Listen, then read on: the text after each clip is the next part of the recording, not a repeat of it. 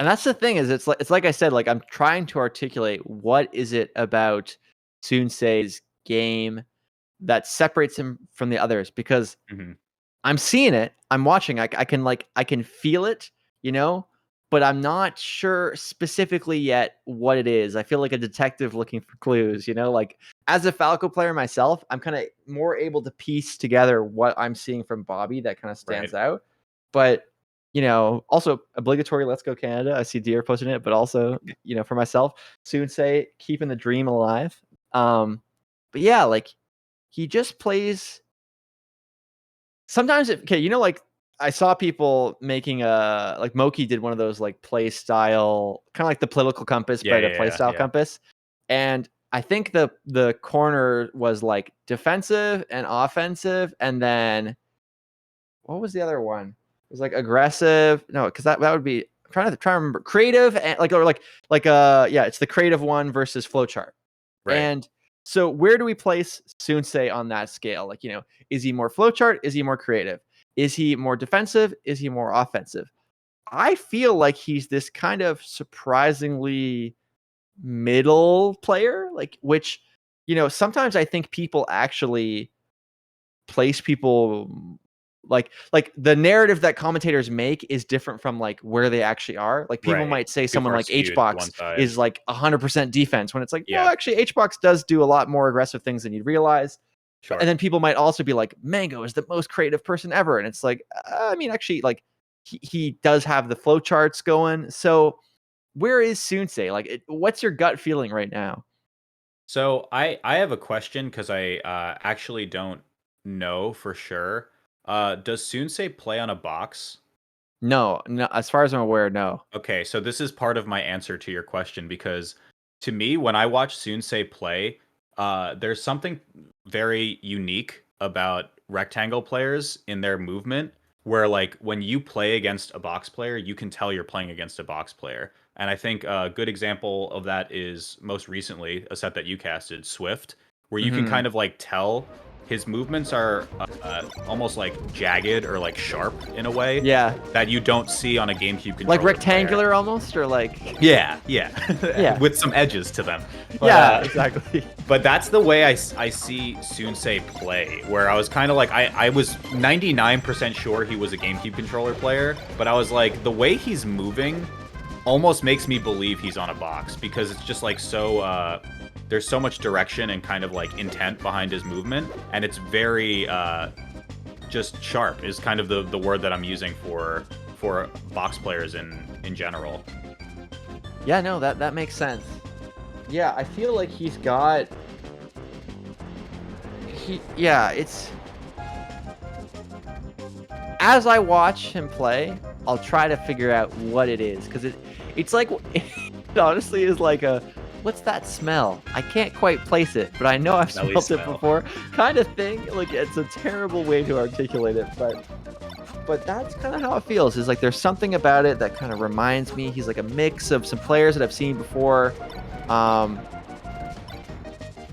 You know, like I'm just imagining like if Mango's Fox and like Leffen's Fox, and maybe like it's like there's some other random Fox. They all had a baby. That's kind of where we're going. Be a very obnoxious baby, I think, but also very, very successful one. Okay, grand finals game on. Just had to let that one sit for a minute. Yeah, we'll just like we'll really think about it and be like Leffen and Mango. Yeah, that would. Oh no. Yeah, too far down on that pretty clean edge guard from KoDoRiN. Got caught in magnifying glass, and at that point you were just way too far to grab ledge. So stock trade really early there. Yeah, no, and not the Wall Street kind. We are still pretty close in percent here, but does manage to actually avoid a much juicier punish with the get up attack, and even closes it out with the up air. Fox's up air on Marth, like sometimes it feels like it kills a lot earlier than you'd expect. Like even though I know that Marth is like less heavy than like a Sheik or something, like killing at like say 107 there from the top platform just felt like really like okay, more powerful than I think it is. Okay, yeah, finds the edge guard without a stock trade this time, so it's going to be 2-2, but pretty rough percent for KoDoRiN, but rough positioning for Soonsay. Finds his way out there with the tech. Nares his way out of trouble as well. Phantom hit on the dash attack finds Soonsay a kill. Yeah, a little like scratching him to remind him to punish, and Soonsay didn't need the reminder. He hit him with a beautiful wave shine up smash. Kind of like not out of shield, but like not out of a run either, which is always a little bit harder to do. You need to get like quite a long wave dash. Look at these up airs. This is what I was saying before, where like I don't think it's so much that like KoDoRiN is just bad at the SDI. Like I'm sure it might not be his biggest strength, but I think like he is getting a lot more of them than some other Marths you'd see, and I'd love to see him against like a Zane or something who sort of has that down a little bit better, to see like, is it Soonsay just mixing up his timings, or is it something that KoDoRiN needs to work on? Because it's not easy to do as Marth, at least in my experience. Ooh, yeah, okay, Soonsay is going to pick this one up first, again, similar to their winner side set. That was really, really scary, the way that he found that reverse hit back air, because I think it was a couple frames off from KoDoRiN finding up tilt before that became active. And if that hit or even traded, that could have been pretty bad news bears for Soonsay. But that's not the world we're living in right now. It's counterpick City over to FD for KoDoRiN yet again. We're going to see similar repeat maybe to our winner side set, or can Soonsay take this game on the counterpick? Yeah, I think, you know, I mentioned the up air stuff earlier. This is where not being able to shut down up airs effectively makes Fox's punish game so much better. Like kind of an optimization or like a shift in the meta that we've seen is not being able to up air. You know, not feeling like you can reliably do it. And then against Marth, if you don't have that option, well, how do you get a combo started at low percent? You kind of just go like up throw, back air until like, you know, reset to neutral. So, whoa, what was that? Yeah, like, kind of visual bug there maybe, because I don't know if the move came out there. It's like he hit a Sheik's needle from a previous game. Yeah, just left it there. Yeah, sure forgot her stuff. Needs to go home to pick it up. Okay, even stock so far again, and this is kind of what I was saying with the Bobby and Soonsay set. So we'll see if Soonsay puts KoDoRiN on ledge again, especially on a stage with no platform. It's gonna kind of be the move of choice to full hop into either falling up air or falling back air, or just empty hop and look for grab after. Stage looks so sick, man. It actually like, I don't know. I feel like it feels like a sellout cliche for like the commentators to be like, yo, like shout outs to the production and you know, this event looking dope, but like it actually looks really good. The background is so clean. Yeah, when it changed to the like gray desaturated background, I was like, wow, it's really pretty. There's just so much going on. We're literally watching like a galaxy, and you know, meanwhile, KoDoRiN and Soonsay playing their hearts out. So gotta give them the attention they deserve. Okay, both players kind of struggling to find a kill right here. KoDoRiN's going to find a dash in down tilt, and by fault of Soonsay, will finally get that stock. And in a situation like this is where you start to feel like you're playing a Jigglypuff who has rest. Like playing a Marth who has grab when you're at 20% and they're at 115 and you're like, I got to convert here. And he's like, ha, no, but does get the back air, should be enough. Even goes to the air dodge, mix him up, not enough. And, you know, just like that, the set swings in his favor. Okay, yeah, sharking around, looking for that grab. Tries to zone out with the forward air a little bit, and now Soonsay is going to get a little bit of damage here. I don't think he has jump, yeah. He definitely doesn't. Spamming side B for his life, and Soonsay doing a really great job of calling it out. Love the Marth killer. Yep. Yeah. 2-0 now on the counter pick against KoDoRiN. Very, very different shift in terms of how that game looked versus their winner side FD game. Yeah, no, that felt just really dominant. Like he felt really, really comfortable. And like it didn't really feel like KoDoRiN was doing that much wrong. Like, you know, obviously his punishes could be a bit cleaner, but it felt more like Soonsay's punishes were so good. And like there's only so much you can do in terms of defensive game, especially if you're not able to hit that SDI. So ooh, does get the grab there though. Calls out the shield pressure correctly. The SDI down, really, really good.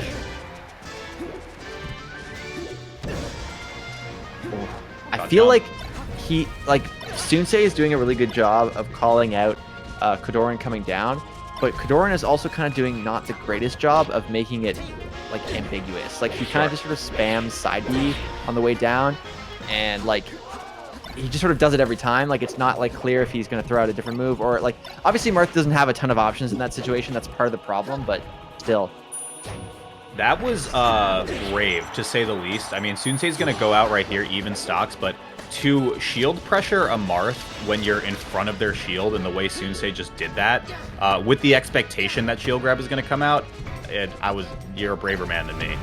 Yeah, absolutely. It definitely is something that you need to really have faith in your detect skill to do correctly, especially because like some of it really just does come down to like a kind of guessing game where you can, grab them after they shine, or are they going to double shine, or are they going to shine grab? Because if you try to go for a grab there, you're going to get punished. It really is like you both have to be brave as the Fox player and brave as the Marth player to deal with it. Ooh, what a beautiful nice tech. recovery. Yeah. But great that he was actually still able to kind of follow up, although doesn't get it in the end. You know what it is, Radar? Soonsay hits people with illusion recovery more than any other Fox I've ever seen. Yeah. Look at that. Oh, those double spot dodges. Yeah, I don't know. Like, this is what I'm saying. There's something about Soonsay, but I can't totally, we're going to start looking at the side Bs more after you point that out. We'll be looking at the way he shield pressures. Like, he loves up air. Of course, every Fox loves up air, but, like, he hits them more, like, in a way that it's like, okay, is he doing something differently? Because, like, those are the kind of things you can miss in Melee, where, like, why does X... Like, people... Like, Ginger talks about this all the time with Mango, where, like, why do Mango's things work when it doesn't work for other players? Like, what about playing Mango? Are people giving him more respect, or is he like doing something in terms of pressure and stuff to make it hard to deal with? Yeah, totally. I think something about Soonsay could be the name of a rom-com. I was about to say, like, a really bad rom-com this summer. But last stock, again, Soonsay just looking to quickly 3-0 and reset this bracket. KoDoRiN, again, on his counter pick, though. So even on a lost game for Soonsay, he gets a 3-platform stage, he gets Stadium, potentially. Well, you say it could be a rom-com for the summer. They are playing for a flight to Battle of BC this summer. True. So, Soonsay, he's got the vibe right. He understands what's on the line, but this grab could be so big. Goes for the forward throw rather than an up throw. I see why KoDoRiN's been doing that. Like, he doesn't want to give him the kind of slight DI opportunity at that percent. And typically he has actually been covering off of forward throw tech chase. But I don't know, like, if he had gone for up throw there, would he have turned that game around and won? Maybe. Like, if I'm KoDoRiN, I'm thinking, like, what if I just up throw there? Like, what if I just trust myself to hit the pivot? Yeah, I mean, it's hard, especially when you're talking about two-set situations like what we're going into now, where it's kind of like, is it loss aversion? Do you want to cut your losses early and say like, we'll figure it out next set where I can win it in, combination of 3 games, as opposed to I have to win 3 straight in this set, even if I were to turn it around in this first one.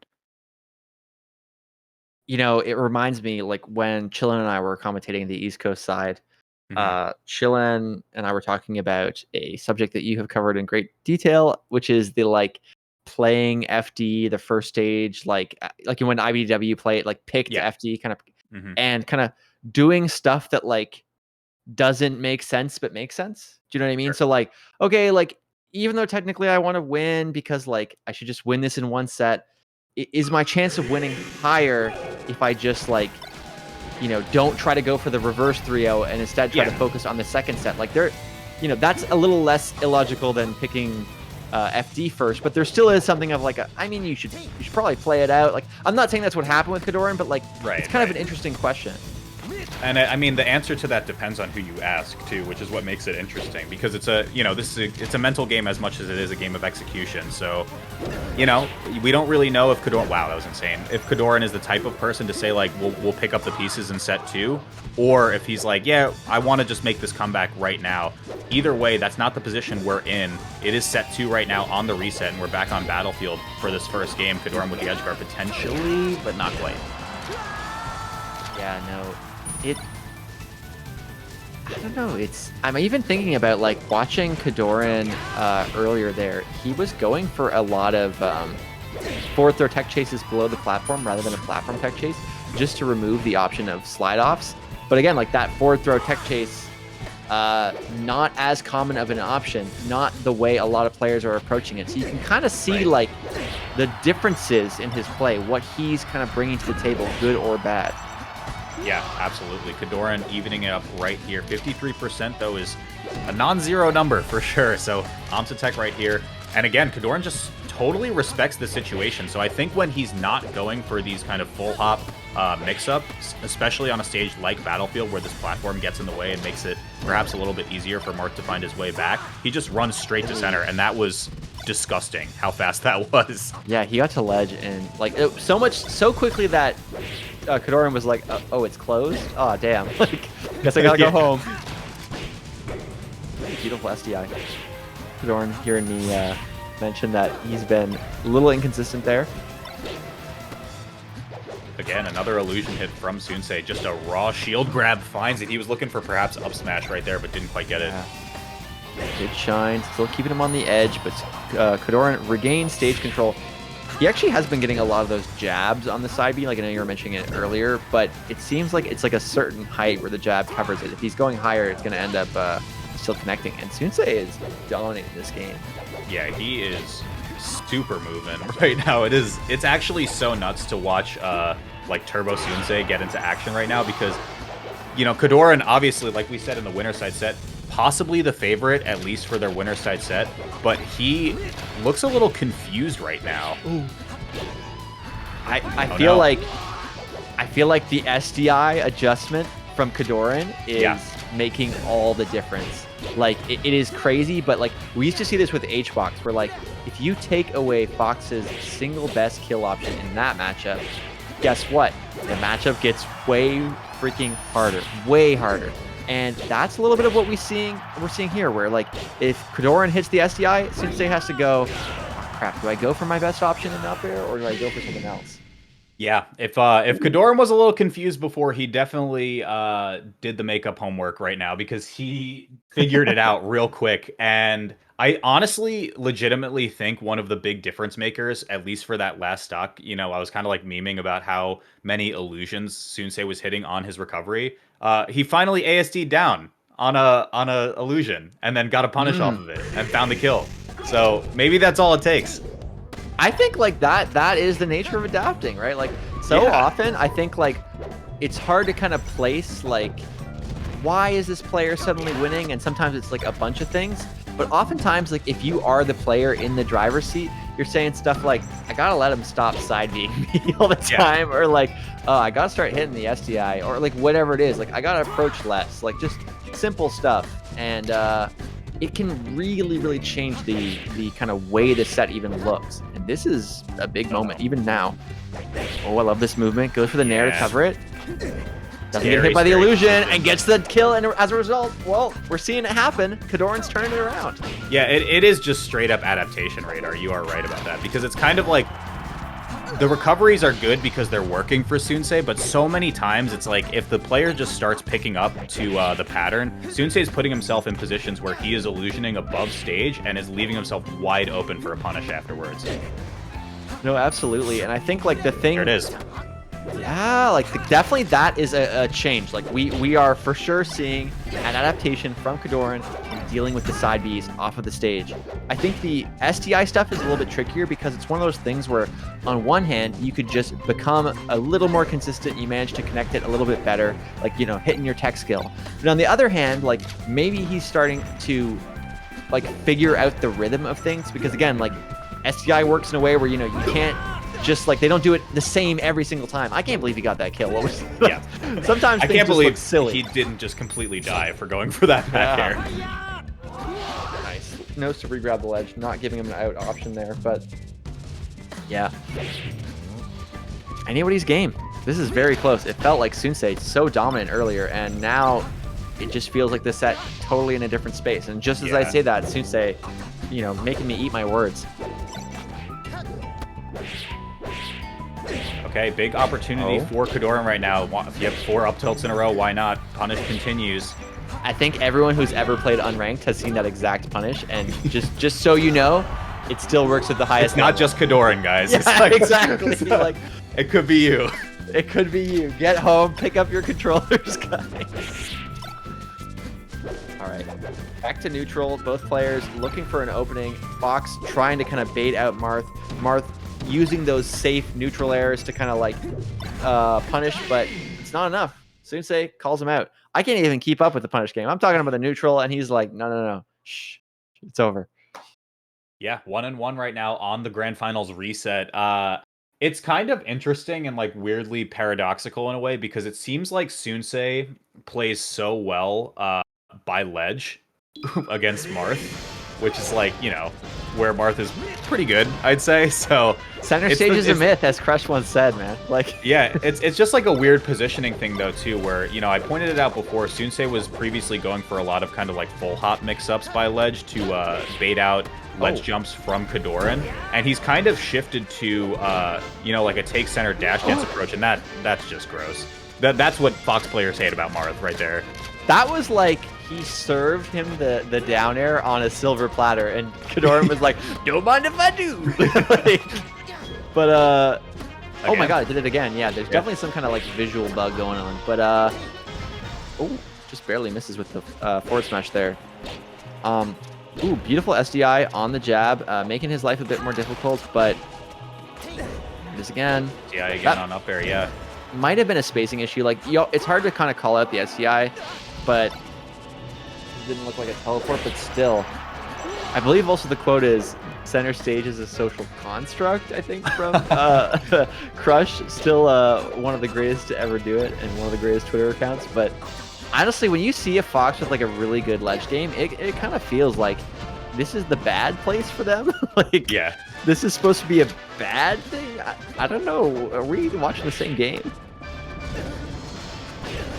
Okay, double up air, not quite enough to do it. A few more percent is what Soonsay needs to find the kill right there, and that is just so brutal.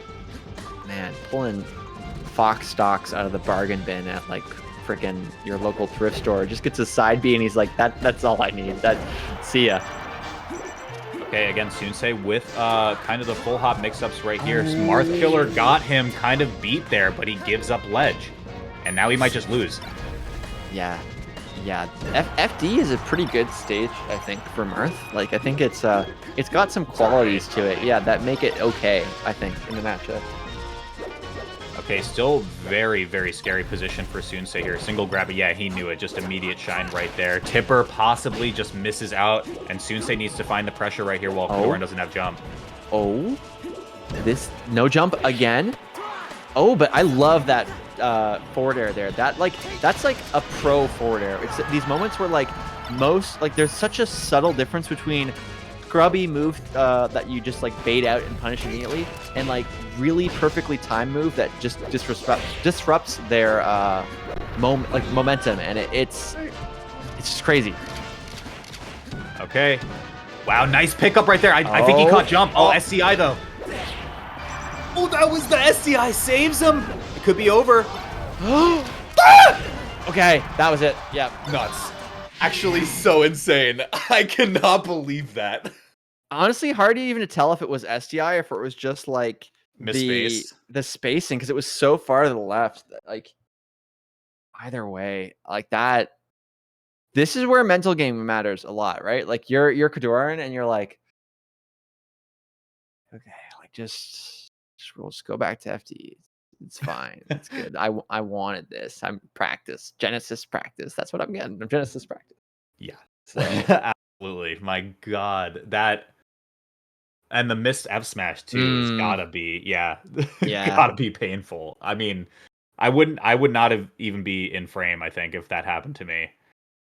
I'd be like hanging halfway out of the window right there to the left.